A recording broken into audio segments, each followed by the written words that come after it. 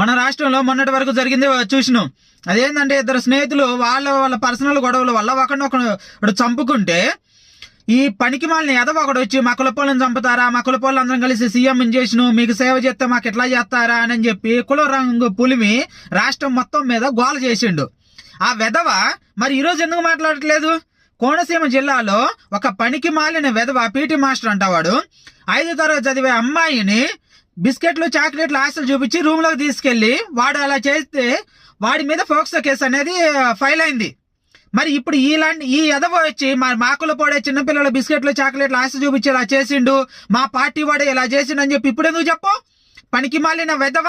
రాష్ట్రంలో ఏది జరిగినా సరే కులం అని ఒకటి తీసుకొస్తారు.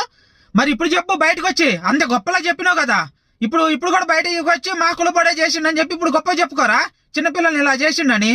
చెత్త వెధవ. రాష్ట్రంలో ఏం జరిగినా సరే దానికి కులం రంగు బలం ఇష్టం వచ్చినట్టు మాట్లాడు.